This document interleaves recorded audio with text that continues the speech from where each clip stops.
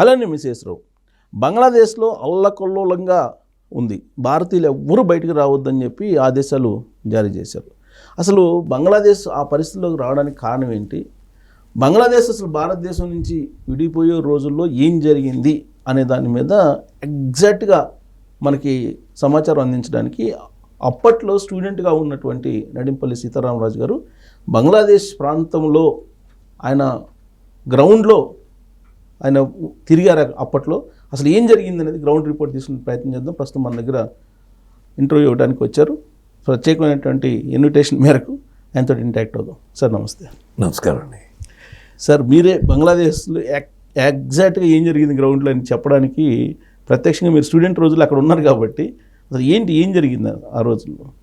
నేను డిగ్రీ చదువుతుంటే 1971 ఆ ప్రాంతంలో ఇది బంగ్లాదేశ్ క్రైసిస్ స్టార్ట్ అయిందండి. లాంగ్వేజ్ మీద స్టార్ట్ అయింది ఫస్ట్. ఎందుకంటే ఉర్దూను బలవంతంగా అక్కడ రుద్దుదామని పాకిస్తాన్ ప్రయత్నం చేసింది. వాళ్ళ నేషనల్ లాంగ్వేజ్ అసలు ముందు నుంచి కూడా వెస్ట్ బెంగాల్ ఈస్ట్ బెంగాల్ విడిపోయినప్పుడు పెద్ద క్రైసిస్ జరిగింది. బ్రిటిష్ ఇండియా ఎడగొట్టింది బెంగాల్ని. అంతకుముందు సిరాజుద్దౌలా అలాంటి ముస్లిం పెద్ద లీడర్స్ అంతా కూడా ముస్లిం లీడర్స్ పరిపాలించారు యునైటెడ్ బంగ్లాని. కానీ కన్వర్షన్స్ ఆ రోజులో మిలియన్స్లో జరిగింది త్రూ స్వర్డ్. మొత్తం మర్తవా నరికేమన్నా సిరాజుద్దౌలా టైంలోని 1916-17 సెంచరీలో జరిగి ఉంటుంది. ఆ తర్వాత బ్రిటిష్ ఇండియా ఫస్ట్ అక్కడికే రాబర్ట్ క్లైవ్ అక్కడికే ఎంటర్ అయినాడు ఫస్ట్ అండి.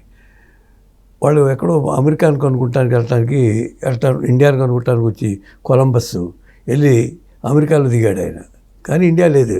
కొలంబస్ వెళ్ళాడు కాబట్టి అక్కడ ఇండియన్స్ ఎలా ఉన్నారు ఏంటంటే రెడ్ ఇండియన్స్ అని పేరు పెట్టాడు. ఇవాళ కూడా రెడ్ ఇండియన్స్ అని ఉపయోగిస్తారు.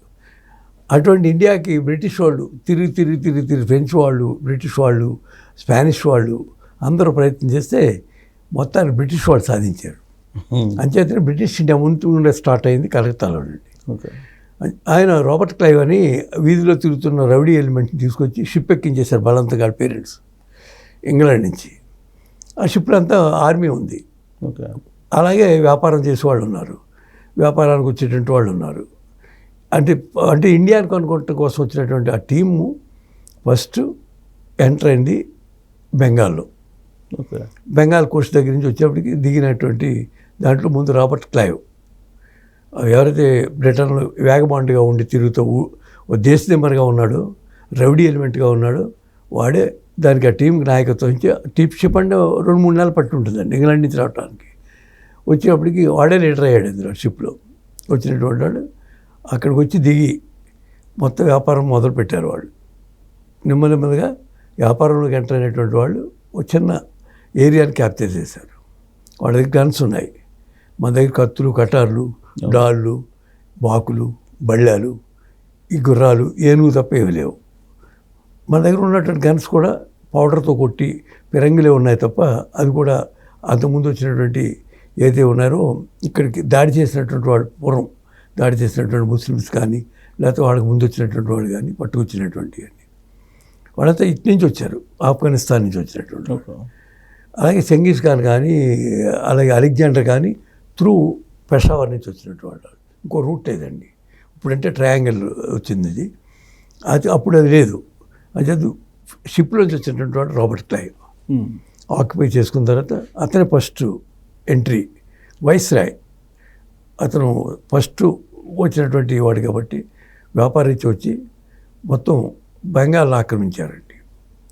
ఇంకా అదేంటంటే వారు ఎలా ఉండేదంటే అప్పుడు నేను చదివిన దాన్ని బట్టి వింటమా లేకపోతే చంపేయటమా లేదా సరెండర్ అవటమా ఇలా జరిగింది.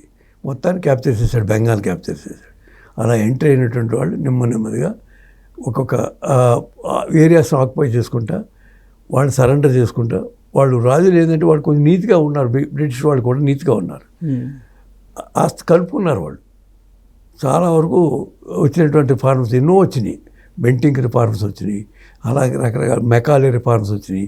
ఇంగ్లీష్ ఒకటి తీసుకొచ్చారు, అలా బిజినెస్ ఒకటి తీసుకొచ్చారు. క్యాపిటల్స్ కొంతమంది కట్టారు. వేళ ఢిల్లీ పార్లమెంట్, పాత పార్లమెంట్ కూడా వాళ్ళు కట్టింది. ప్రెసిడెంట్ ఆఫ్ ఇండియా ఉన్నటువంటి వేళ ఉన్నటువంటి బిల్డింగ్ కూడా బ్రిటిష్ వాళ్ళు కట్టింది. మద్రాసు తర్వాత అక్కడి నుంచి కలకటాలో వచ్చినటువంటి ఏదైతే విక్టోరియా మహారాణి ప్యాలెస్ ఉందండి, ఆ ప్యాలెస్ కూడా వాళ్ళే కట్టారు. మీకు ప్యాలెస్ ఎక్కడున్నా బ్యూటిఫుల్గా ఉన్నటువంటి ప్యాలెస్లన్నీ ఆడకట్టినాయి. అలాగే నెమ్మదిగా వచ్చినటువంటి గవర్నర్ జనరల్గా ఈ తర్వాత వచ్చినటువంటి కాలంలో మొత్తం బెంగాల్ విడగొట్టినప్పుడు చాలా పెద్ద మూమెంట్ జరిగిందండి. మూమెంట్ ఒప్పుకోలేదు చాలామంది, చాలా పెద్ద రివోల్ట్ జరిగింది. ఆల్మోస్ట్ వాళ్ళు కావాలని విడగొట్టారు, ఎందుకంటే పెద్ద ప్రాంతం అయిపోయింది. సిరాజుద్దౌలా వచ్చినటువంటి కాలం అది, ముస్లిమ్స్ వాళ్ళకు థ్రెట్ ఉందన్నట్టు ఉద్దేశంతో విడగొట్టిన తర్వాత అప్పుడు చాలా పెద్ద ఉద్యమం జరిగి ఎన్నో వందల మంది చచ్చిపోయారు, ఇండియన్స్ చనిపోయారు. బెంగాల్ ఫస్ట్ నుంచి ఒక రెవల్యూషనరీ మూమెంట్ జరిగినటువంటి ప్రాంతం ఉండేది. ఎందుకంటే మనకి అరవింద్ ఘోష్ కానీ వీళ్ళంతా రెబల్స్ అంతా ఆ రోజుల్లో, independence, pre independence, after independence. అలా జరిగినటువంటి ఉద్యమంలో అక్కడ ఉన్నటువంటి ప్రాంతం అంతా కూడా 2 ముక్కలు చేసి ఎప్పుడైతే చేశారో, అది కూడా మనం బ్రిటిష్ ఇండియా ఇడిపోకముందు, జస్ట్ గాంధీ గారి మూమెంట్ జరుగుతున్న రోజుల్లోనే దాన్ని కావాలని విడగొట్టారు. అంటే బ్రిటిష్ టైంలోనే విడిపోయింది. బ్రిటిష్ టైంలో విడిపోయింది. విడగొట్టిన తర్వాత చాలా పెద్ద అల్లకల్లోలు అయిపోయింది. వాళ్ళు మేము విడిపోమన్నారు పాపం, కానీ క్రష్ చేసేసింది బ్రిటిష్ ఇండియన్ ఆర్మీ. మన ఇండియన్స్లో కూడా ఆర్మీలో ఎక్కువ 80% మన ఇండియన్సే ఉండేవారు అందులో. అలాగే మనం క్రష్ చేసినటువంటి ప్రాంతానంతా కూడా ఏదైతే ఉందో బెంగాల్ విడగొట్టిన తర్వాత భాషను విడగొట్టారు వాళ్ళు ముందు. కొంతమంది ముస్లిమ్స్ ఏంటంటే ఉర్దూ చాలా తక్కువ మంది మాట్లాడేవారు. అంతా ఈవెన్ బెంగాల్లో ఉన్నటువంటి వాళ్ళందరూ కూడా, విడిపోయినటువంటి వాళ్ళందరూ కూడా వాళ్ళ భాష, మాతృభాష బెంగాలీయే. ఓకే. అలా ఏర్పడిందండి ఢాకా. దానికి క్యాపిటల్గా ఢాకాని పెట్టుకున్నారు వాళ్ళు. అది ఢాకా అంటే చాలా చాలా పుణ్య ప్రదేశం అది. దుర్గాదేవి ఉత్సవాలు బాగా జరిగాయి అక్కడ. అంచేత ఏంటంటే ఢాకా యూనివర్సిటీ కూడా ముందు నుంచి ఫేమస్. కలకత్తా యూనివర్సిటీ ఎంత ఫేమస్, జాదవ్పూర్ యూనివర్సిటీ అని అంత ఫేమస్. రీసెర్చ్ చేయడానికి అక్కడికి వెళ్ళారు. బ్రిటిష్ ఇండియా పెట్టినటువంటి యూనివర్సిటీ అండి. నేను అక్కడ పోలేదు, కానీ బంగ్లాదేశ్ ఉద్యమానికి మద్దతు ఇచ్చినటువంటి ఆ స్టూడెంట్ యూనియన్స్లో మేము ఉన్నాం. ఓకే. నాకు ఆ స్టూడెంట్ డేస్లో కూడా నాకే బంగబంధుని పేరు ఇచ్చారు. బంగబంధు అంటే షేక్ ముజిబుర్ రెహమాన్కి ఆ ప్రాంత ప్రజలు పెట్టినటువంటిది. ఆయన ఆ లాంగ్వేజ్కి వ్యతిరేకంగా తిరుగుబాటు చేశాడండి. మాకు ఎవరికి పాకిస్తాన్ ఉర్దూ నేషనల్ లాంగ్వేజ్ చేసింది. మాకు ఆ లాంగ్వేజ్ అక్కలేదు. మా మాతృభాష బెంగాలీ, మాకు ఆ లాంగ్వేజ్ తెలియదు. మాకు ఎందుకు ఇక్కడ ఉన్నటువంటి 90% పీపుల్ ఆర్ నాట్ స్పీకింగ్ ఇది ఉర్దూ అని చెప్పాడు ఆయన. పాకిస్తాన్లో ఉన్నటువంటి మిలిటరీ రూల్ ఒప్పుకోలేదు అది. అప్పుడు మిలిటరీ రూల్ క్రష్ చేయడానికి ప్రయత్నం చేసిందండి. ఎట్టి పెర్సన్లను మేము లాంగ్వేజ్ పెట్టము, ఇదే ఉండవలసింది, ఉర్దూ ఉండాల్సిందని చాలా ప్రెషర్ తెచ్చారు. దానికోసం ఆర్మీని పంపారు.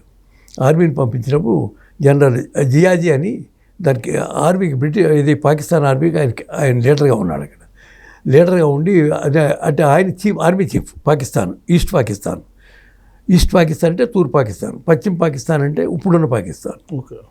2 పాకిస్తాన్లు విడగొట్టించారండి. అప్పుడు బ్రిటిష్ వాడు ఎంత మూర్ఖులో చూడండి, భారతదేశాన్ని విచ్ఛిన్నం చేయడం కోసం. అప్పుడు మన నాయకులు కూడా ఒప్పుకుంటాం కూడా చాలా పెద్ద పొరపాటు, ఒప్పుకోలేదు కూడా. కానీ బలవంతంగా మనం ఇండిపెండెన్స్ ఆప్ చేస్తామని వాళ్ళు ఎరేశారు. మీకు ఇండిపెండెన్స్ కావాలా, పాకిస్తాన్ కావాలా? మాకు ఇండిపెండెన్సే కావాలన్నారు. గాంధీ ఒప్పుకోకపోయినా బలవంతంగా ఒప్పించారు. చరిత్ర చెప్తున్నటువంటి పాఠం అది. చరిత్ర ఉన్నటువంటి అంటే అనేక పుస్తకాలు రాశారు కాబట్టి, అనేక పుస్తకాలు వచ్చినాయి కాబట్టి, నెహ్రూ గారు కూడా డిస్కవరీ ఆఫ్ ఇండియా అని రాశారు, పెద్ద పుస్తకం రాశారు, చాలా గ్రేట్ పుస్తకం. నెహ్రూ గారు పెట్టిన జైలు కూడా నేను వెళ్ళి చూశానండి. అది ఇప్పుడు మహారాష్ట్రలో ఉంది, ఔరంగాబాద్ దగ్గరలో ఉంటుంది. అది అక్కడ ఉన్న జైల్లో అంటే వాళ్ళందరూ చిన్న చిన్న రూములు ఇచ్చారు. పెద్ద పెద్ద నాయకులు అందరినీ పెట్టారు అక్కడ. అప్పుడు అల్లూరి సత్యం గారు కూడా పెట్టారు. ఫస్ట్ జనరల్ సెక్రటరీ చేశారు Alluri Satyanarayana. President of AICC president Jawaharlal Nehru అయితే అప్పుడు ఇప్పుడులాగా 50 మంది ప్రెసిడెంట్ 50 మంది సెక్రటరీ లేరండి. ఇప్పుడు ప్రెసిడెంట్ ఒక్కడే కానీ సెక్రటరీలు ఎక్కువ ఉన్నారు, జాయింట్ సెక్రటరీ ఎక్కువ ఉన్నారు. సెక్రటరీలు, joint secretary, general secretary.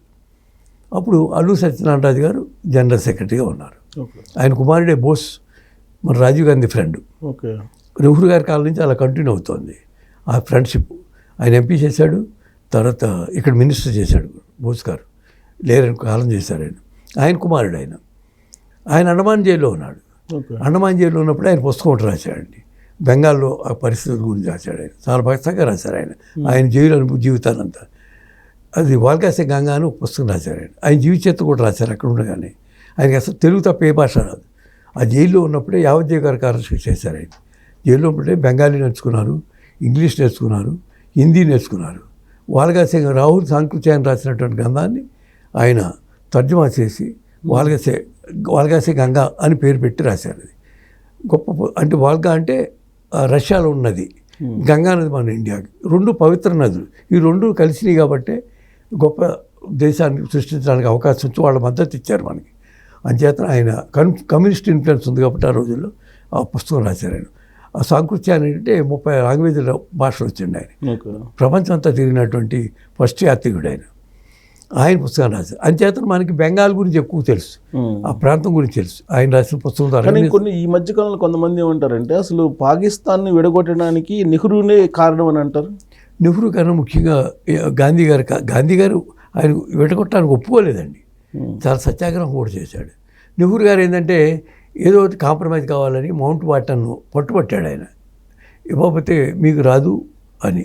Mount baton భార్య కూడా నెహ్రూ గారి ఫ్రెండ్, ఆవిడ ఏందో ఒప్పించింది. నెహ్రూ గారిని ఒప్పించడానికి మౌంట్ బ్యాటన్ ఆవిడ పంపించాడని ఒక రూమర్ కథ కూడా ఉంది. అవును, కావచ్చు, నిజం కావచ్చు, లేకపోతే ఆయన మీద. ఎందుకంటే ఆయన నెహ్రూ గారు కొంచెం మంచి సిగరెట్ స్మోకర్ అండి. ఆయనంతా ఏది ఆ రోజుల్లో 555 బర్క్లీ వాళ్ళు బ్రిటిష్ వాళ్ళు ఉండి సిగరెట్ అదంతా చాలా ఫ్యాషన్ మ్యాన్ ఆయన, చాలా లగ్జరియస్ లైఫ్ అయింది నెహ్రూ గారిది. అంచేత ఏంటంటే నెహ్రూ గారు ఆవిడ్ని పంపించి ఒప్పించాడని ఒక రూమర్ ఒకటి ఉంది. అంటే ఇండిపెండెన్స్ రావడానికి కూడా కారణం ఆ రిలేషన్ అంటారు. ఆ రిలేషన్ అంటారు. నిజమేనా సార్ అది? అది కాకపోవచ్చండి, కానీ ఆ రోజుల్లో పరిస్థితిని బట్టి పటేల్ గారు వీళ్ళంతా, కృపలాని గారు, నందా గారు, గుల్జారీ నందా గారు వీళ్ళంతా ఎగ్రెస్ చేశారు కాబట్టి నెహ్రూ గారు అంటే వాళ్ళకి పెద్దగా పడదండి. పటేల్ గారికి అసలు పడేది కాదు. పటేల్ గారు ప్రైమ్ మినిస్టర్ అవ్వాలి. అప్పుడు కాంగ్రెస్ కమిటీ కూడా తీర్మానం చేసింది. తీర్మానాన్ని వ్యతిరేకించి గాంధీ గారు బలవంతంగా నెహ్రూని ప్రైమ్ మినిస్టర్ చేశారు ఆయన. ఎందుకంటే తీర్మానంలో 10 మంది వర్కింగ్ కమిటీ సభ్యులు ఉంటే 80 పటేల్ సపోర్ట్ చేశారండి. నెహ్రూ గారు చేసినటువంటి వాళ్ళు ఇద్దరే, అయినా కానీ నెహ్రూ అయ్యాడు, ప్రైమ్ మినిస్టర్ అయ్యాడు. అంత లోపాయకారి వ్యవహారం జరిగింది అప్పుడు. గాంధీ గారు ప్రతి దాంట్లో నిల్వాలి అయ్యారండి. లేకపోతే సత్యాగ్రహం చేస్తాను, లేకపోతే నిరంతర నిరాదీక్ష చచ్చిపోతానండి వాడు. ఇటువంటి బెదిరింపులు చేసి చాలా బ్లాక్మెయిల్ బెదిరింపులు చేసినట్టుగా మనకి వీళ్ళ చరిత్ర చెబుతోంది ఆనాటి ఉన్నటువంటి పరిస్థితి. కానీ పాకిస్తాన్ ఎడగొట్టిన తర్వాత జరిగినటువంటి పరిణామాలు, మనం ఇవాళ జరుగుతున్నటువంటి పరిణామాలు మనం తప్పకుండా మాట్లాడాల్సిన అవసరం ఉందండి. మనకి ఇప్పుడు 2 ఎనిమిలు వచ్చారు, ఇటు పాకిస్తాన్, వెస్ట్ పాకిస్తాన్, విడిపోయినటువంటి బంగ్లాదేశ్ పోరాటం చేస్తే ఆ రోజు ఇందిరాగాంధీ పూర్తి మద్దతు ఇచ్చింది. అంతకుముందు మన ఇండియా మీదకి ఒక ఇంచుమించుగా 1 కోటి మంది, 90 లక్షల మంది మనకు ఇండియాకు వలస వచ్చేసారు. బంగ్లాదేశ్లో ఉన్నటువంటి హిందువులంతా అక్కడ మసాకర్ జరిగింది. అప్పుడు భారతదేశం విడిపోయినప్పుడు అక్కడ జరిగినటువంటి ఏదైతే ఉందో అప్పుడు Indian population, Hindu population more than 60% ఉందండి. ముస్లిం పాపులేషన్ కానీ హిందూ పాపులేషన్ ఎక్కువ ఉంది. చిట్టగాంగ్ ఏరియా అంతా కూడా ట్రైబల్ ఏరియా, అంతా ట్రైబల్స్ అంతా హిందూస్ అండి. వాళ్ళందరినీ వేళ మార్చేశారు. ఈవేళ అక్కడ పర్సెంటేజ్ 10 to 15% ఉంది హిందువుల పర్సెంటేజ్. మీకు విచిత్రం ఏంటంటే రవీంద్రనాథ్ ఠాగూర్ అక్కడ పుట్టాడండి. ఆయన ఢాకా యూనివర్సిటీలోనే ఎక్కువ ఉండేవాడు ఆయన, ఢాకా విశ్వవిద్యాలయం. ఏదైతే ఉందో ఆయన రాసినటువంటి జనగణమన అక్కడ ఉండగానే రాశారు ఆయన. అలాగే ఇప్పుడు మన మొన్న ప్రెసిడెంట్ గారు మన ఎవరైతే ఉన్నారో మన ప్రణబ్ ముఖర్జీ వాళ్ళ సిస్టర్ వాళ్ళంతా అక్కడే ఉన్నారు, వాళ్ళ ఫ్యామిలీ అంతా అక్కడే ఉన్నారు. ఆయన అక్కడే పుట్టాడండి, ఢాకా దగ్గరలో పుట్టారు. షిలాంగ్ అన్నీ, ఎందుకంటే బంగ్లాదేశ్ అంతా కూడా నదీ ప్రాంతం ఎక్కువ ఉందండి. అంతా బోట్ మీద వెళ్తారండి. మొత్తం రాష్ట్రాలన్నీ కూడా, ఆ ప్రాంతాల జిల్లాలన్నీ కూడా బోట్ల మీద వెళ్ళేటువంటి పరిస్థితి ఉన్నది. అంచేత ఏంటంటే అక్కడ ఉన్న పరిస్థితులు బట్టి బంగ్లాదేశ్ ఏర్పడినటువంటి పరిస్థితులు భారతదేశంలో అయితే బంగ్లాదేశ్ లేదండి ఆ రోజుని. బంగ్లాదేశ్ లేకపోతే మనకి ఎందుకంటే ఒక శత్రువుని మన ఇందిరాగాంధీ తొలగించగలిగింది. ఆ రోజు ఫీల్డ్ మార్షల్ మానిక్ షా, ఆయనకి ఫీల్డ్ మార్షల్ బిరుదు కూడా వచ్చిందండి, భారతరత్న కూడా వచ్చింది. అంతటి గొప్ప సైన్యాధ్యక్షుడు మనకున్నాడు. అటువంటి నిజాయితీపడినటువంటి సైన్యాధ్యక్షుడు మనకి మళ్ళీ చాలా అరుదుగా లభిస్తారు. ఉన్నటువంటి గొప్ప వాళ్ళంతా ఉన్నారు, తిమ్మప్ప గారు కానీ, కరియప్ప కానీ, వాళ్ళంతా కూడా చాలా గ్రేట్ జర్నల్స్ ఉన్నారు మనకి. అప్పుడు పాకిస్తాన్కి టిక్కా ఖాన్ ఆయన ప్రెసిడెంట్గా వచ్చాడు. ఆయన పాకిస్తాన్ ఆర్మీకి చీఫ్గా ఉన్నాడు. జియావుర్ రెహమాన్ అక్కడ ఉన్నాడు. ఏకేజీ నియాజీ ఇక్కడ ఉన్నాడు, పాకిస్తాన్లో, ఈస్ట్ పాకిస్తాన్లో ఉన్నాడు. 90,000 సైన్యం. ఎప్పుడైతే మనం ఇండియా ఆర్మీ లీడ్ చేస్తుందో జనరల్ అరోరా, ఇది ఎయిర్ చీఫ్ మార్షల్ అండి, సర్దార్జీ, ఆయన ఒక బుక్ రాశారు. ఆయన నా దగ్గర ఉందని మర్చిపోయిన పట్టరాటం, చాలా గొప్ప బుక్ అండి, ఈగిల్స్ ఓవర్ బంగ్లాదేశ్ అని. బంగ్లాదేశ్ లిబరేషన్ మూమెంట్ గురించి, మన ఎయిర్ ఫోర్స్ చేసినటువంటి, మన సైన్యం చేసినటువంటి త్యాగాల గురించి గొప్ప పుస్తకం రాశారు. అది అది అక్కడికి వెళ్ళినటువంటి ఆర్మీ ఒక్కొక్కటి లిబరేట్ చేసుకుంటూ వెళ్ళేసరికి ఢాకా వెళ్ళేసరికి ఇంచుమించుగా 3 నెలలు పట్టిందండి. ఈ మధ్యలో చాలామందిని చంపేశారు మన ఆర్మీని. అక్కడ బంగ్లాదేశ్లో ఉన్నటువంటి ప్రజలంతా కూడా మనకు మద్దతు ఇచ్చారు. పాకిస్తాన్ ఎలిమెంట్స్ ఉన్న ముస్లిం లీగ్ ఉంది అక్కడ ఆ రోజుల్లో. ఆ షేక్ ముజిబుర్ రెహమాన్, షేక్ హసీనా గారి తండ్రి ఏదైతే లిబరేట్ ఆర్మీ చేశారో ఆయనే ఫస్ట్ ప్రైమ్ మినిస్టర్ అయ్యారు అక్కడ. ప్రైమ్ మినిస్టర్ అయిన తర్వాత ఆవిడ ఇందిరాగాంధీ గారు సపోర్ట్ చేశారు. ఆయన పాపం చాలా ఎంతో సాక్రిఫైస్ చేసినటువంటి వ్యక్తి అండి ఆయన. అటువంటి లిబరేట్ చేసినటువంటి ఆయన వితిన్ 2 yearsలో అక్కడ ఆర్మీ ఏదో పాకిస్తాన్ ఎలిమెంట్లు ఆయన చంపేశారు. ఇంట్లో ఉన్నారు అప్పుడు. ఇంట్లో భార్యని కొడుకుని అందరినీ చంపేశారు నిర్దాక్షిణ్యంగా. ఇందిరాగాంధీ పాపం చాలా ఎంతో బాధపడ్డారు. ఆవిడ బతుకున్నారు కాబట్టి ఇండియాలో క్రైసిస్ వచ్చింది. ఆ క్రైసిస్ను అడ్డు పెట్టుకుని పాకిస్తాన్ ఏజెంట్స్ అక్కడ చేసినటువంటి పని. అప్పుడు ఆయన స్థానంలో ఆర్మీ జనరల్ వచ్చేకాడండి జియావుర్ రెహమాన్. ఆయన భార్యే బేగం ఆవిడ పేరు ఇప్పుడు సిక్ బెడ్ మీద ఉంది, చనిపోవటానికి సిద్ధంగా ఉంది, వేళ రేపు చచ్చిపోతుంది. ఆవిడ ఆయన ప్రెసిడెంట్ అయ్యాడు. ఆయన చనిపోయిన తర్వాత ఆయన చంపేశారు. తర్వాత ఆయన చనిపోయిన తర్వాత భార్యని బేగం వహీదా ఏదో ఉందండి ఆవిడ అయ్యింది. ఆవిడ వేళ క్యాన్సర్ వచ్చి వేళ రేపు చనిపోయే పరిస్థితి. ఆవిడ ఫ్యామిలీ అంతా చంపేసినప్పుడు మనకి మళ్ళీ నెక్స్ట్ వచ్చినటువంటి ఎలక్షన్లో గెలిచినటువంటి ఆవిడ మీద గెలిచినటువంటి షేక్ హసీనా ఆవిడే మిగిలింది ఆవిడ ఫ్యామిలీలో. షేక్ ముజిబుర్ రెహమాన్ ఫ్యామిలీలో బంగబంధాన్ని పిలిదిచ్చారు ఆయన. అయితే మిగిలితే ఆవిడ అప్పుడు ప్యారిస్లో ఉందండి. ప్యారిస్లో ఉండటం బతికింది. ఆవిడ పిల్లలు బతికారు. ఈవేళ ఆవిడ భారతదేశం సపోర్ట్ చేస్తుందని, ఎక్కడైతే అస్సాంలో ఉన్నటువంటి ముస్లిమ్స్ అందరూ మనం ఎలగొట్టేస్తున్నామని, బంగ్లాదేశ్ అయితే మన పశ్చిమ బెంగాల్, అది ఈస్ట్ బెంగాల్, మన పశ్చిమ బెంగాల్ ఉంటాం కదా, ఆ బెంగాల్లో ఉన్నటువంటి మన ఇల్లీగల్ ఇమిగ్రెంట్స్ రోహింగ్యాస్ వచ్చి పడిపోయారు. బర్మా నుంచి ఆవిడ తరివేశారు. బర్మా ఆర్మీ మొత్తం అందరినీ ఖాళీ చేయించేశారు ముస్లిమ్స్ అందరినీ. అక్కడ కూడా మిలిటరీ రూల్ వచ్చింది బికాజ్ ఆఫ్ దిస్ రివోల్ట్. అక్కడ వచ్చిన రివోల్ట్లో ఎందుకంటే ముస్లిమ్స్ని ఎంకరేజ్ చేసింది ఒక ప్రభుత్వం, వచ్చినటువంటి ప్రభుత్వం. ఆవిడ నోబెల్ ప్రైజ్ కూడా ఇచ్చారు ఆవిడ ఎక్కడ బర్మాలో. వచ్చినటువంటి సపోర్ట్ చేస్తున్నారని ఆవిడ జైల్లో పెట్టి ఆర్మీ మళ్ళీ ఆక్యుపై చేసుకుంది బర్మీస్ ఆర్మీ. రోహింగ్యాలందరూ తవరేశారు. బంగ్లాదేశ్ మేము షెల్టర్ ఇవ్వమన్నారు. కొంతమంది బంగ్లాదేశ్ వెళ్ళారు, కొంతమంది ఇండియా ఎక్కువ మంది ఇండియా వచ్చేసారు. అంతేత ఈవేళ 1 కోటి మంది పైగా వెస్ట్ బెంగాల్లో ఏదైతే ఉందో పశ్చిమ బెంగాల్లో, మనం బెంగాల్ అంటున్నాం కానీ పశ్చిమ బెంగాల్ అంటే అటువంటి బెంగాల్కి మమతా బెనర్జీ ఆశ్రయించింది. అంతకుముందు కాంగ్రెస్ ఆశ్రయించింది. ఓటు కోసం అండి, ఓటు గెలుపొందు కోసం. ముస్లింకి సపోర్ట్ చేస్తే వాళ్ళంతా సపోర్ట్ చేశారు. అంచేతను అక్కడ బెంగాలీస్ మైనారిటీ అయిపోయే పరిస్థితి వచ్చింది వేళ ముస్లిమ్స్ వల్ల.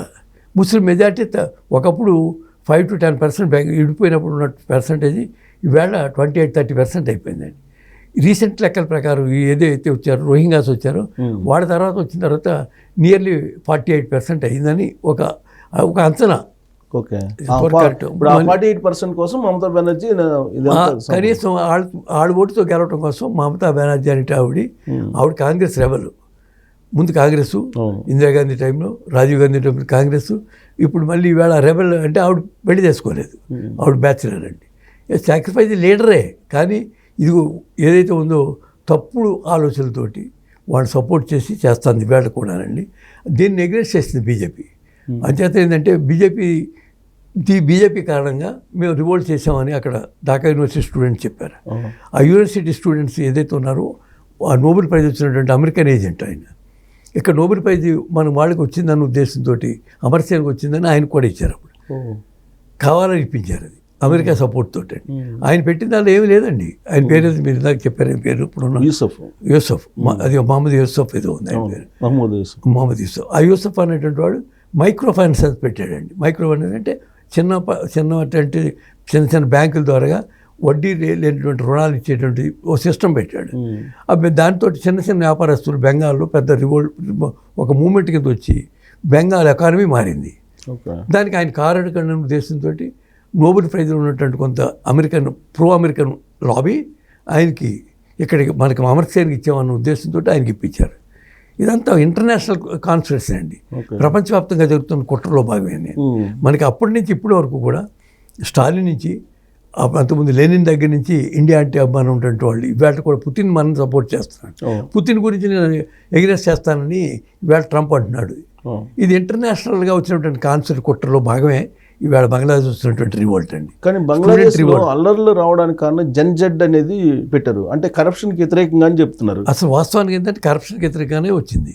కరప్షన్కి వ్యతిరేకంగా అంటే ఒక విధంగా పాకిస్తాన్ పాకిస్తాన్ ఎలిమెంట్ తీసుకొచ్చిన రివోల్ట్ అండి, హసీనాని దింపడం కోసం. ఓకే, వంక ఏంటంటే రూట్ కాజ్ ఏం చూపించారు జన్జెడ్ అనేది. స్టూడెంట్స్ ఏంటంటే ఎమోషనల్ పీపుల్, నాకు తెలుసు కాబట్టి చెప్తున్నాను. నేను కూడా స్టూడెంట్ లీడర్గా ఉండి ఆంధ్ర మూమెంట్లో జైలుకి వెళ్ళాం కాబట్టి వెంకయ్య నాయుడు గారు అంతా వెళ్ళాము, జైలుకి వెళ్ళాము. ఆయన్ని నన్ను మెసా కింద ఇందిరాగాంధీ అరెస్ట్ చేయించిందండి. జస్టిస్ చిన్నపరెడ్డి గారు రిలీజ్ చేశారు మమ్మల్ని అందరినీ. లేకపోతే మేము జైల్లో, మా పాప కూడా జైల్లో ఒంటిగా పుట్టింది, మా అమ్మాయి కూడా. నేను స్టూడెంట్ లీడర్ అప్పుడు, నేను జాయింట్ కన్వీనర్ మన వెంకయ్య నాయుడు గారు. మేమంతా ఒకే యూనియన్లో ఉండేవాడిని, ఏబీపీలో ఉండేవాడిని నేను సెక్రటరీ చేస్తే ఆయన జాయింట్ సెక్రటరీ. ఈవేళ కూడా సాందీపని పుస్తకంలో వేశారు ఆ రోజుల్లో కవర్ స్టోరీ. మా మీటింగ్ అయినప్పుడు పిరాట్ వెంకటేశ్వర గారు ప్రెసిడెంట్ అండి, నేను joint secretary, joint secretary Venkaiah Naidu గారు, జనరల్ సెక్రటరీ సుధాకర్ రెడ్డి గారు. ఆయన ఉస్మానియా యూనివర్సిటీ నుంచి గెలిచాడండి. అంచేత ఏంటంటే ఆ రోజు నుంచి ఉన్న ఉద్యమాన్ని ఈవేళ మనం అది కోల్పోవటం అనేటువంటిది మనకి ఎనిమిగా తయారవటువంటిది చాలా దురదృష్టకరమైన సంఘటన అండి. దీనికి అనేక కారణాలు ఉన్నాయి. ఎందుకంటే ఇక్కడ బీజేపీ ప్రభుత్వం ఏదైతే ఉందో ఎన్డీఏ గవర్నమెంట్ ముస్లిమ్స్కి యాంటీ అని, ముస్లిమ్స్ పాకిస్తాన్ ఎలిమెంట్ అక్కడంతా రెచ్చగొట్టారు. ఆ స్టూడెంట్ రెచ్చగొట్టడంతో ఏదైనా ఢాకా యూనివర్సిటీలోనే వస్తుందండి. మూమెంట్ కూడా ఇదివరకు లాంగ్వేజ్ మూమెంట్ కూడా అక్కడే వచ్చింది పాకిస్తాన్కి ఎగ్నెస్ట్గా. పాకిస్తాన్ ఆర్మీని మనం 1 year పోషించామండి. 90,000 మంది ఆర్మీని పోషించడం మామూలు విషయం అండి. జనరల్ జియాదీన్ అది అప్పుడు యునైటెడ్ నేషన్స్, ఐక్యరాజ్య సమితి, అమెరికా అన్ని ప్రభుత్వాలు ఏకమయ్యి వాళ్ళని రిలీజ్ చేయించడానికి, పిఓడబ్ల్యూ అంటారు, Pakistan prisoners of వార్ని.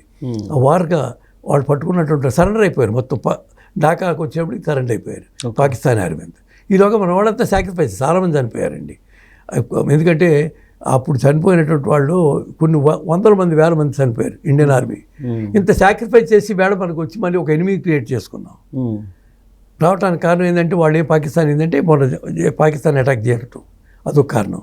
Pakistan element అంతా చాలా పవర్ఫుల్గా ఉంది ఇక్కడ. ఇప్పుడు ఆ రోజు సాక్రిఫైస్ చేయడంలో ఇందిరాగాంధీ తప్పు చేసింది అనేది కూడా కొంతమంది అంటుంటారు. తప్పు చేయలేదండి. అప్పుడున్న పరిస్థితుల్లో పాకిస్తాన్ నుంచి లిబరేట్ చేయడం, దేశాన్ని ఏర్పరిచేటువంటిది గొప్ప విషయం అండి. స్వయంగా వాజ్పేయి గారు పార్లమెంట్లో, మీరు వాళ్ళు పార్లమెంట్ రికార్డ్ చేస్తే తెలుస్తుందండి. అది భారతరత్న ఇచ్చినప్పుడు ఆయనకు కూడా వచ్చినప్పుడు ఆయనకి ఏంటంటే అంటే ఒక సబ్జెక్ట్ మీద జరుగుతున్నప్పుడు బంగ్లాదేశ్ సంబంధించిన వచ్చిన వెంటనే లిబరేట్ అయిన వెంటనే ఇందిరాగాంధీ పోతూ అద్భుతమైనటువంటి ఉపన్యాసాన్ని వాజ్పేయి గారు, జనసంఘ లీడర్ అప్పుడు ఆయన. అప్పుడు బీజేపీ లేదండి, జనతా పార్టీ ఏర్పడిన తర్వాత బీజేపీ వచ్చింది. అంచేత అంతకుముందు బీజేపీ కాదు, జనసంఘ పార్టీ. దానికి అంతకుముందు బాలరాజ్ మధోక్ అని నేను ఢిల్లీ అయినప్పుడు ఆయన కలిశానండి. ఆయన రూమ్లో కూడా ఉన్నాను, వాజ్పేయి గారి రూమ్లో కూడా ఉన్నాను. ఆయన బ్యాచులర్ ఎవరైనా ప్రొఫెసర్ బాలరాజ్ మధోక్ అంటే ఢిల్లీ యూనివర్సిటీలో పనిచేసేవారు. ఆయన జనసంఘ ప్రెసిడెంట్గా ఉన్నారు. సో ఇప్పుడు అలాగా యాక్చువల్గా వాజ్పేయి గారు కూడా పార్లమెంట్లో సపోర్ట్ చేస్తూ ఇందిరాగాంధీ గారు మాట్లాడారు. అయితే ఆ రోజు సాక్రిఫైస్ చేశారు కదా ఇందిరాగాంధీ గారు, అది చేయకుండా ఉంటే బాగుంటుంది అనేది కొంతమంది అభిప్రాయం. చాలా గొప్ప నిర్ణయం అండి. ఎందుకంటే అమెరికా చాలా థ్రెట్ చేసిందండి, బంగ్లాదేశ్ లిబరేట్ చేస్తున్నారు పాకిస్తాన్ సపోర్ట్గా. 7th ఫ్లీట్ అని అమెరికాకి పెద్ద నేవీ ఉంది, ముందు దాన్ని పంపుతారు ఎక్కడికైనా సరే. వన్ ఆఫ్ ద స్ట్రాంగెస్ట్ అది 7th ఫ్లీట్ అంటే. అవన్నీ తీసుకొచ్చి బంగ్లాదేశ్ పాటు మనకి దగ్గరలో, ఇండియాకి దగ్గరలో పెట్టింది. అండమాన్ మనకి హిందూ మహాసముద్రం దగ్గర కేంద్రీకరించారు వాళ్ళు. మరి బంగ్లాదేశ్ దాన్ని ఆనుకునే ఉంటుంది కదండి, హిందూ మహాసముద్రాన్ని ఆనుకుని ఉంటుంది. పైగా చిట్టగాంగు, రేవు, ఢాకా ఇవన్నీ పెద్ద పెద్ద పోర్ట్లు అండి అన్నీ కూడా. అయితే దాన్ని ఏం చేసిందంటే అక్కడ ఆర్మీ బెదిరించడం కోసం ఇందిరాగాంధీ బెదరలేదండి. ఆ రోజు వాజ్పేయి గారు ప్రతిపక్షం అంతా కూడా సపోర్ట్ చేసింది ఆవిడకి. ఆవిడ దుర్గామాతను కీర్తించాడండి వాజ్పేయి గారు. చాలా గొప్ప ఉపన్యాసం అది. మీరు పార్లమెంట్ రికార్డులో ఉంటుంది, మనం చూడాలండి. అంచేతను ఆవిడ చేసిన దాన్ని మళ్ళీ పాకిస్తాన్ ఏజెంట్స్ అక్కడ కొంతమంది ఉంటారు, ఇప్పుడు ఉంటారు పాకిస్తాన్. బికాస్ అది ముస్లిం కంట్రీ కాబట్టి. ఓన్లీ విడిపోయిన తర్వాత ఓన్లీ 22 సంవత్సరాలు 23 సంవత్సరాలు ఉంది ఇండియాతోటి. పాకిస్తాన్ విడిపోయిన తర్వాత ఇండిపెండెంట్ కంట్రీ అయిపోయింది. ఇండిపెండెంట్ కంట్రీ అవడానికి కొన్ని దేశాలు మనస్కరించలేదు, వాళ్ళు ఇండైరెక్ట్గా సపోర్ట్ చేశారు వాళ్ళకి. అమెరికాయే ఓపెన్గా సపోర్ట్ చేసింది. అప్పుడు హెన్రీ కిస్సింజర్ ఫారెన్ మినిస్టర్గా ఉన్నాడు. వాడు జూ, కానీ వాడు ప్రో పాకిస్తాన్. పాకిస్తాన్ అడ్డు పెట్టుకుని చైనా మీద లేకపోతే చైనాకి ఎనిమిగా చూపించడం కోసం పాకిస్తాన్ని ఉపయోగించుకుని చైనాకి ఎంటర్ అవడం కోసం ఇదంతా ఒక లాబీ ఉండేది, కమ్యూనిస్ట్ లాబీ అండి అదంతా. ఓకే. అల్బేనియా ఇవన్నీ అదంటే వియత్నాము, లావోస్, చైనా, ఇదంతా రష్యా కింద ఉన్నటువంటి అప్పుడు ఈస్ట్ యూరోప్ కూడా అంతా కూడా కమ్యూనిస్ట్ కంట్రీస్, పోలాండ్ అన్నీ కూడా ఈస్ట్ జర్మనీ అన్నీ కూడా విడిపోయిన దేశాలన్నీ. అంచేత ఏంటంటే ఒక ప్లాన్ ప్రకారం భారతదేశాన్ని విచ్ఛిన్నం చేయడం కోసం పెద్ద ప్లాన్ జరిగింది. ఈవేళ మనం ఇంత చెప్పుకుంటున్నాం, అసలు అదే చైనాలో మన బోర్డర్ దేశంలో ఉన్నట్టు పక్క దేశంలో ఉన్నట్టు చైనా బంగ్లాదేశ్కి ఇండైరెక్ట్గా సపోర్ట్ చేసిందండి. ఈ ఉద్యమానికి కూడా చైనా హస్తం ఉందని రూమర్ కూడా ఉంది, ఇంక్లూడింగ్ నేపాల్ కూడా ఉందనేటువంటి దీనికి కూడా ఒక రూమర్ ఉంటుంది, నేపాల్ కూడా ఉంది. అందుకే జన్జట్ ఉద్యమం కూడా నేపాల్లో కూడా వచ్చింది. అక్కడ కూడా ఇలాంటి విధ్వంసం జరిగి అన్ని కూడగొట్టేశారు, ప్యాలెస్లు కూడగొట్టేశారు, పార్లమెంట్ కూడగొట్టేశారు, ప్రైమ్ మినిస్టర్, ప్రెసిడెంట్ అందరూ పారిపోయారు. పైగా అక్కడ మావోయిస్ట్ గవర్నమెంట్ ఉంది, యునైటెడ్ కమ్యూనిస్ట్ గవర్నమెంటే ఉంది అక్కడ. యూత్లో ఎందుకు వస్తుందో ఆ ఉద్రేకం అనేటువంటి, ఎందుకంటే ఉద్యోగాలు లేవు, ఫ్యూచర్ కనపడట్లేదు, డ్రగ్ అడిక్ట్ అయిపోయారు, అన్ని దేశాల్లోని పరిస్థితి ఉంది. కానీ ఇటు భారతదేశం చైనాలోనే లేదు, because thickly populated countries, heavy population, different languages, అక్కడ కమ్యూనిస్ట్ క్రష్ చేసేస్తుంది. ఇప్పుడు టియాన్మెన్ స్క్వేర్లో రివోల్ట్ వస్తే 1978లో క్రష్ చేసేసారు ఆఫ్టర్ మావో, డ్యాంగ్ షాపింగ్ తర్వాత ఆయన ఉండగానే ఇదంతా క్రష్ చేసేసారు. ఇలా ఎక్కడ ఉద్యమం వచ్చినా మళ్ళీ వాళ్ళే ఆ ఎలిమెంటే వస్తుందండి. అంచేత ఏంటంటే చైనాలో ముస్లిమ్స్ రివోల్ట్ వచ్చింది. ఇదివరకు కొన్ని భాగాలు అప్పుడు మావో టైంలో కలుపుకున్నటువంటిగా ముస్లిమ్స్కి సంబంధించిన ఆఫ్ఘనిస్తాన్ సరిహద్దు దేశాలన్నీ, అలాగే రష్యాలో ఇదివరకు పూర్వ రష్యాలో యునైటెడ్ సోవియట్ ఉన్నప్పుడు రష్యాలో దేశాలు కూడా అవి ముస్లిం కంట్రీస్ ఉన్నాయి. చైనాలో బార్డర్ చింగ్చాంగ్ అని కొంచెం ఏదైతే ఉందో ఆ పేరంతా అంతా కూడా మసీదు కొట్టడానికి కూడా అలౌ చేయలేదు వాళ్ళు. రంజాన్ బ్యాన్ చేశారు, రంజాన్ ఎవడింటాడు చేసుకోవాలి, రోడ్డు మీద చేస్తే కాల్ చేస్తాం అన్నారు.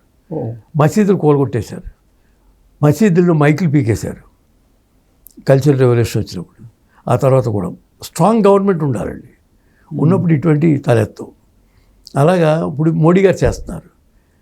చాలామంది ఎనిమిస్ తయారయ్యారు, ముస్లిమ్స్ అంతా ఎనిమిస్ కింద తయారయ్యే పరిస్థితి ఏర్పడింది బంగ్లాదేశ్లోని. అంచేత ఏంటంటే వాళ్ళు అస్సాంలో శర్మ గవర్నమెంటు అది అక్రమంగా ఆక్రమించుకుని బంగ్లాదేశ్ సరిహద్దులో ఉన్నటువంటి బ్రహ్మపుత్ర నదికి ఆక్రమించుకునే కొన్ని ప్రాంతాలు విలేజెస్ ఏర్పడిపోయినాయి, ముస్లిం విలేజెస్. అక్కడ లోకల్గా ఉన్న ట్రైబల్స్ తవరేశారు. అంచేత ఇవన్నీ ఇష్యూస్ వాళ్ళందరూ ఇప్పుడు వచ్చినట్టు బీజేపీ ప్రభుత్వం వచ్చిన తర్వాత అప్పుడు కాంగ్రెస్ ప్రభుత్వాలు వాళ్ళు ఎలా చేశారు, ఓటు కోసమే వాళ్ళ పవర్ కోసమే చూశారు తప్ప వచ్చి పరిణామాలు ఇలాంటి పరిణామాలు చూడలేదండి కాంగ్రెస్ ప్రభుత్వం. ఇందిరాగాంధీ లాంటి వాళ్ళు చూసినా తర్వాత వచ్చినట్టు ప్రభుత్వాలన్నీ కూడా వాడికి ఎక్కడ రాష్ట్ర ప్రభుత్వాలు అలా తయారైనాయి, ఇక్కడ ఇతర ప్రభుత్వాలు కూడా అలా తయారయ్యాయి. ఏదో ఒక రోజుని ఇప్పటికే ఇటు 25 కోట్లు పాకిస్తాను, ఇటు 30 కోట్లు బంగ్లాదేశ్ ఉందండి. అంటే 30-25 ఎంత అయిందండి? 50. ఇండియాలో 20 కోట్లు 25 కోట్లు ఉన్నారు. ఎంత అయింది మీకు దాంతో? 80 కోట్లు. హిందూస్ ఎంతమంది ఉన్నారు? 50-60 కోట్ల. ఒకప్పుడు 90% ఉన్నటువంటి వాళ్ళు ఈ క్రిస్టియన్ కన్వర్టెడ్స్, నాగాలాండ్ 5 రాష్ట్రాలు కంప్లీట్గా క్రిస్టియన్ మెజార్టీ రాష్ట్రాలు అయిపోయినాయి, ఈశాన్య రాష్ట్రాలని. అలాగే కేరళ కూడా ఇవాళ రేపు మెజార్టీ స్టేట్ అయిపోతుంది, అది కూడా క్రిస్టియన్స్. ఇలాంటివన్నీ.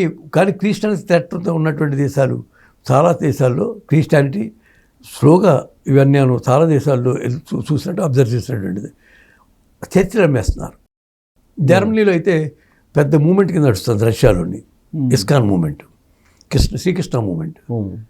మన హేమంత్ అని భీమవరం అబ్బాయి, వైశ్య కమ్యూనిటీ, మంచి ఆరేటర్, లైక్ మన త్యాగడ కోటేశ్వరరావు గారు లాగా ఆయన ఒక ప్రీస్ట్ కింద ఉన్నాడు, మారిపోయి హిమాలయాలు తపస్సు చేసుకుంటున్నాడు.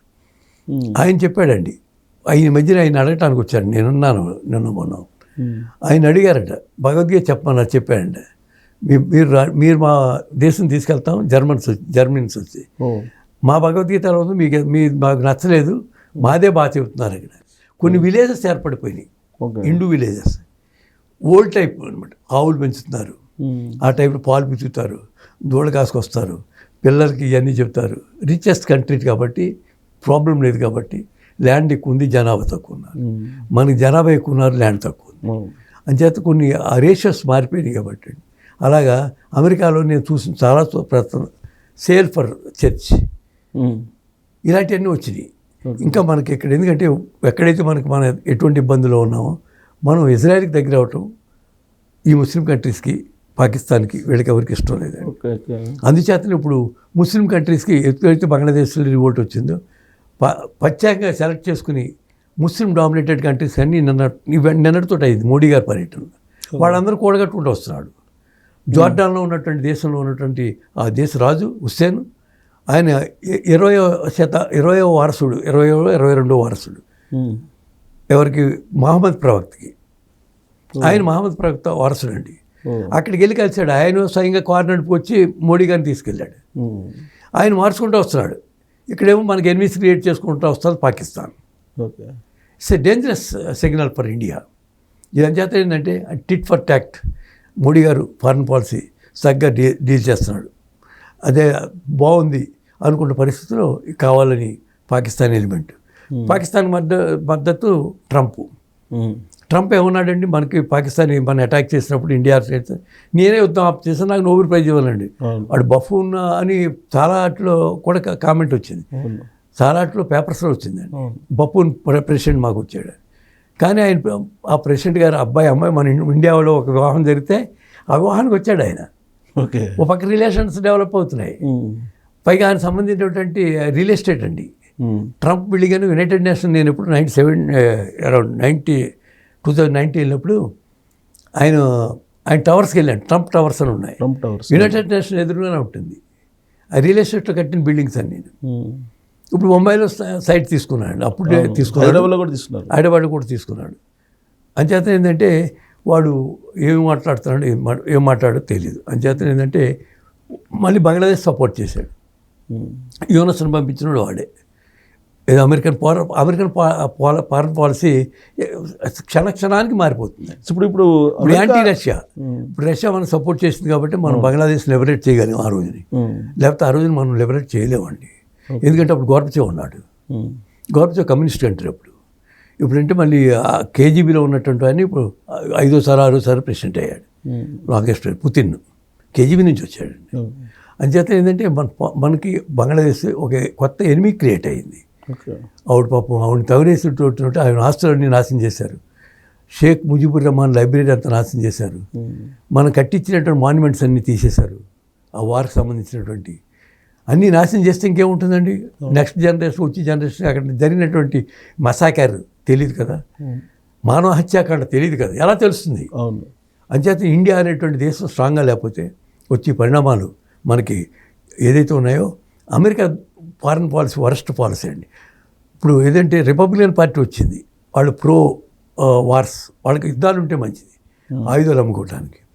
మన డెమోక్రటిక్ గవర్నమెంట్ ఉన్నప్పుడు, ఒబామా ఉన్నప్పుడు ఇండియానంతా ఆయన వచ్చి బొంబాయిలో డ్యాన్స్ చేశాడు. ఇండియాని పోయి వెళ్ళాడు. నాకు కూడా ఇప్పుడు ఆంజనేయ స్వామి ఉంటాడని బొమ్మ చూపించాడు. నాకు కూడా భగవద్గీత ఉందని చూపించాడు.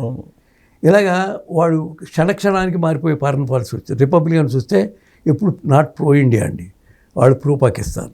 Okay sir. ఇప్పుడు బంగ్లాదేశ్ పరిస్థితి, ఎలక్షన్స్ వచ్చినాయి, హాదీ అని అతను మర్డర్ అయ్యాడు. ఇప్పుడు మళ్ళీ ఆ ఎలక్షన్లో ఇన్ఫ్లుయెన్స్ అమెరికానే చేస్తుందా? ఖచ్చితంగా చేస్తుందండి. మళ్ళీ ప్రో పాకిస్తాన్ ఎలిమెంట్ వస్తుంది, అమెరికన్ ప్రో గవర్నమెంట్ వస్తుంది. ఎలక్షన్ కానీ జరిగితే ఇప్పుడు పపెట్ గవర్నమెంట్ ఉంది అక్కడ. బిహైండ్ ఏంటంటే పపెట్ గవర్నమెంట్కి అమెరికన్ ఆర్మీ లాబీ ఉంది. ఇన్ని రకాలైనటువంటి ఫోర్సెస్ మనకి యాంటీగా పనిచేస్తున్నాయి. మనకి ఇప్పుడు మనకు బాగా 100% సపోర్ట్ చేస్తున్న దేశం రష్యా అండ్ ఇజ్రాయెల్. ఎందుకంటే ఇజ్రాయెల్ చుట్టూ ముస్లిం కంట్రీసే. అవును. వాళ్ళు ఎప్పుడు పాలస్తీనాని నాశనం చేసేస్తూ 10,000 మంది చచ్చిపోతే ఇప్పటికి 80,000 మంది చెప్పారు అఫీషియల్గా. ఇజ్రాయెల్ డిక్లేర్ చేసింది 80,000 మంది. గాజాని కంప్లీట్గా స్మాష్ చేసేసారు బుల్డోజర్స్ తోటి. మొన్నటిదాకా ట్రంప్ కూడా వాళ్ళు సపోర్ట్ చేశాడు. ఇజ్రాయెల్ ఏమన్నాడు తెలుసా, నా ఆర్మీని పంపుతాను, మొత్తం గాజాలు లేపేద్దాం, కొత్త కాలనీ కట్టిస్తాను వాళ్ళకని అన్నాడు. అది మెంటల్ స్టాండర్డ్ లేనటువంటి వాళ్ళు చేసి స్టేట్మెంట్ అండి. అది అయ్యే పని కాదు. అది పాలస్తీనాకి సపోర్ట్ చేస్తున్నారు షియాస్ అండి ఎక్కువ మంది, మెజారిటీ. యాసర్ అరాఫత్తో ఉన్నప్పటి నుంచి ఆ పోరాటం జరుగుతుంది. పిఎల్ఓకి ఆయన లీడర్గా ఉన్నాడు.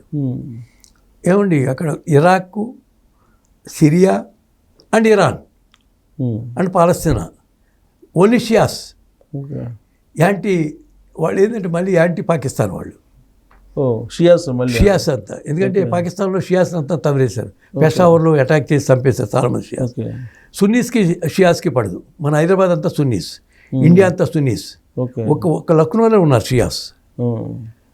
ఎందుకంటే వాళ్ళు డిఫరెంట్ కల్ట్ అండి ఇది. ఈ కల్ట్లోని ముస్లింలోని డిఫరెంట్ కల్ట్. సో ఈ మధ్య నాటో దళం లాగా ఈ ఇస్లాం దళం అనేది ఏర్పడాలి, నాటో దళం లాగా అనేది ఒక కాన్సెప్ట్ వచ్చింది. అదే వచ్చాడు, దానికి సౌదీ అరేబియా లీడ్ చేసింది. ఆ యునైటెడ్ అరబ్ ఎమిరేట్స్లో మీటింగ్ పెట్టారండి వాళ్ళు.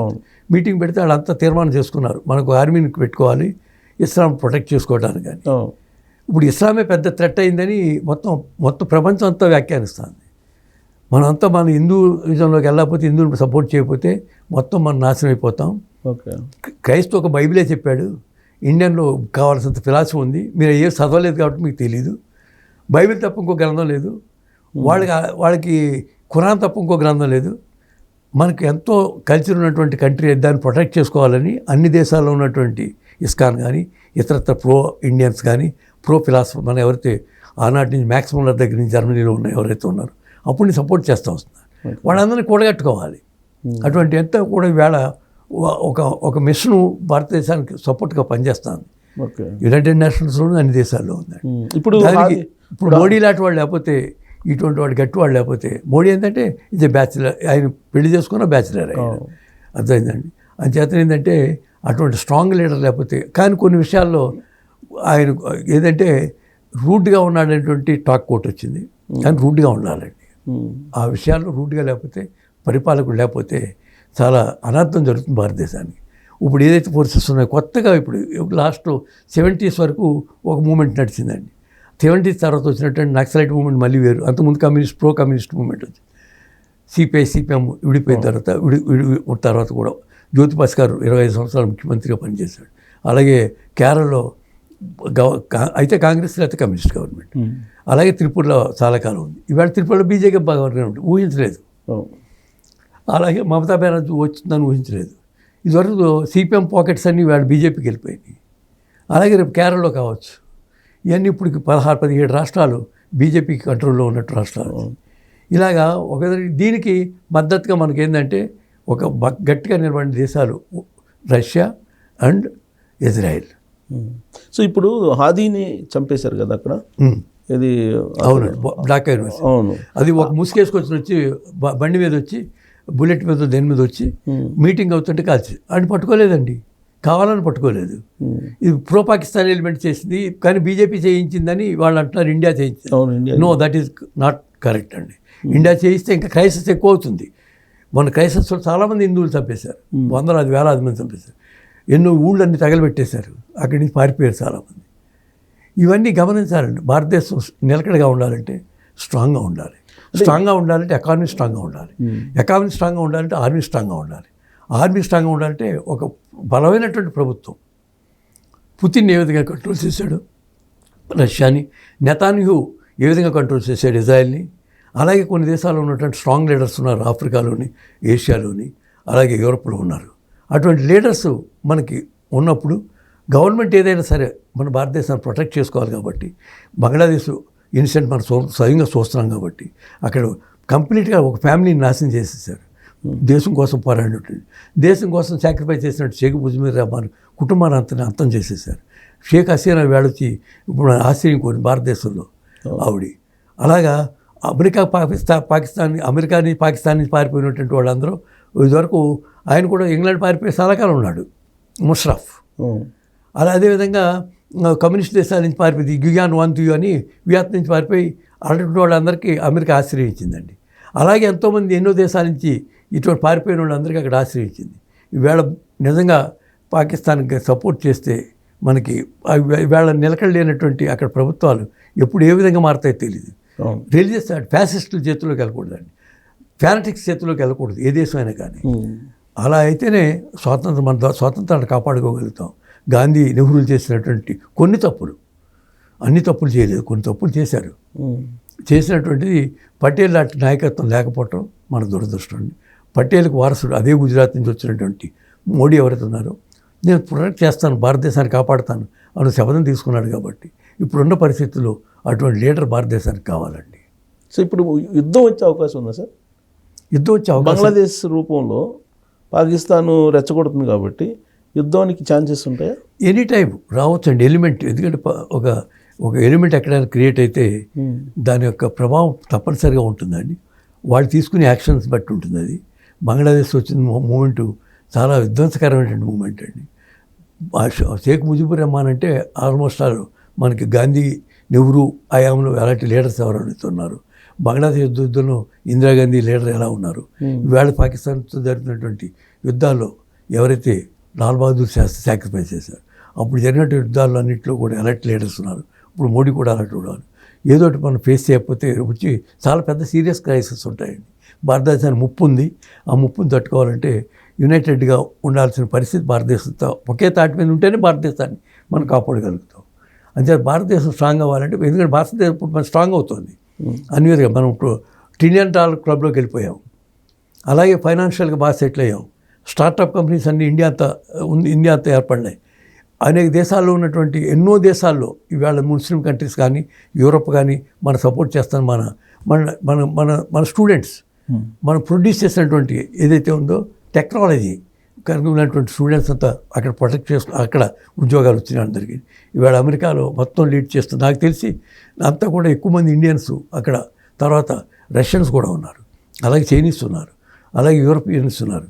అందులో మనం లీడర్స్గా ఉన్నాం. ఇప్పుడు మేజర్ కంపెనీస్ అన్నింటికి సీఈఓలుగా ఉన్నటువంటి వాళ్ళు మోర్ దెన్ 10 కంపెనీస్ మన వాళ్ళు సీఈఓగా ఉన్నారు. మైక్రోసాఫ్ట్ దగ్గర నుంచి అందరూ కూడా. అంతే దీన్ని ప్రొటెక్ట్ చేసుకోవాలంటే ఇండియా బతికి ఉండాలండి.